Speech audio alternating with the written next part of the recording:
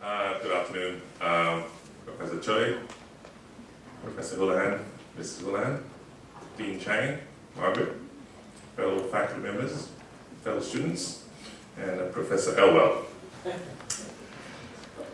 First of all, thank you. Thank you for inviting me, and thank you for inducting me into the Beta Gamma Sigma Society. Personally, I'm most humbled by this recognition. I also would perhaps first start by also congratulating Margaret, because I've known Margaret for many, many years. Not only do we compete in the banking sector, we also both serve in the university council member, and also a few other committees and boards. And I have, through the years, really respected and admired Margaret's success, and more importantly, her personally holding very, very high level of professionalism and degree of personal integrity. Now, personally, my first acquaintance with BGS was similar to when I was your age, when I was a university student.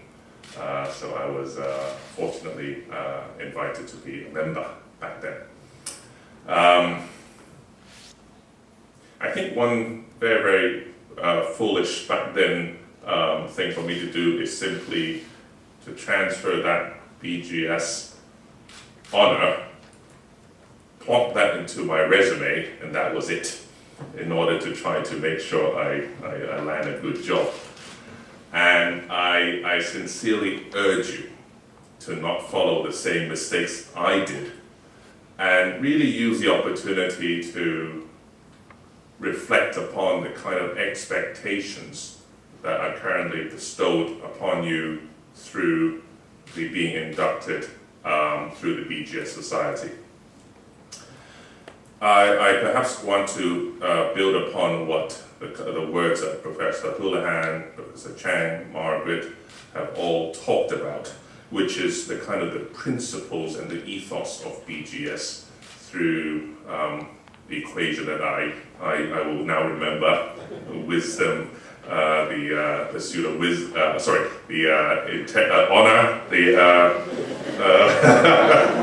honor, wisdom, and earnestness. Right? W plus E plus what's the further one? Again, I'm all mixed up with the U. Infinity equals making things better. Let me just build upon that. Hopefully I got that right. I personally think that these very principles, values, are more relevant today than it has ever been. Because I do think the world has changed, particularly after the financial crisis. The expectations of society have changed tremendously. In the commercial world, which I belong, I think it used to be much simpler. As a commercial leader, I only need to worry about how do I maximize my profits, my returns. How do I build my sales? How do I cut my costs to make sure I build the maximized level of return for the business? I think these days it's very, very different. Now corporations need to justify its social legitimacy. What do I mean by social legitimacy? It's about the right of any business to operate in a society. It's about the reason for existence. And I think the commercial world, the existence now is not just limited to the financial returns it generates, but the value add you bring about to the society. If you just look at, sadly, the banking sector, right? This is a banking sector which used to carry a huge amount of prestige, a huge amount of reputation, a huge amount of glory. After the crisis, I think we are still a part of the, as a member of the industry, is still subject to a huge amount of criticism.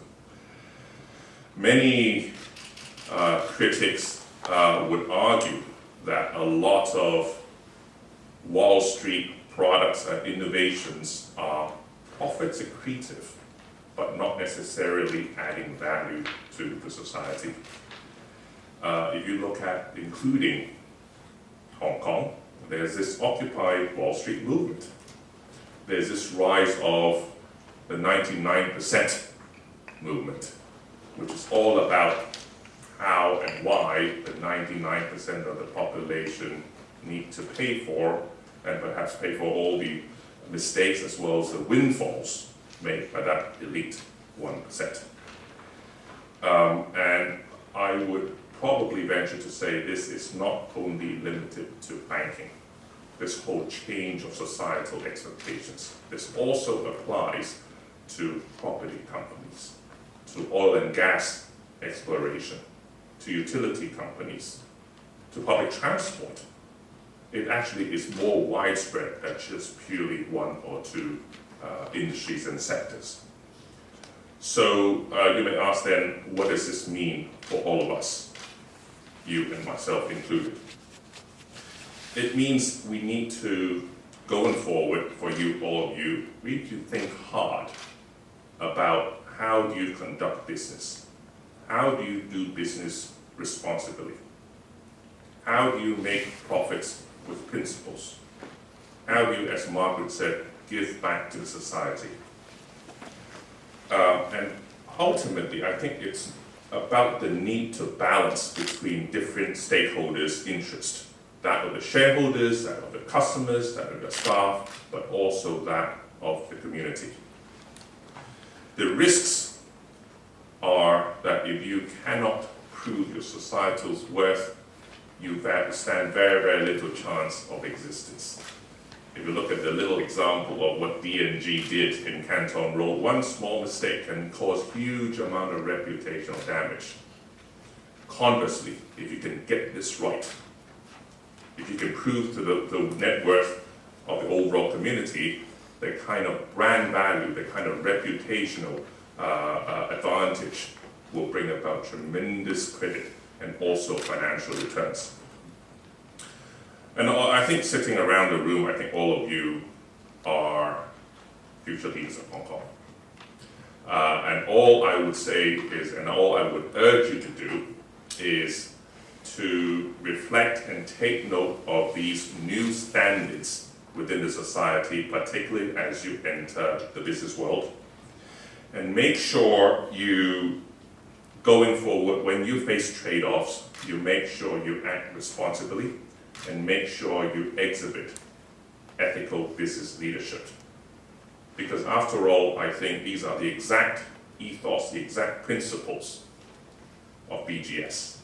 And these are the exact values and principles that I personally will do my utmost to uphold and promote. Thank you very much.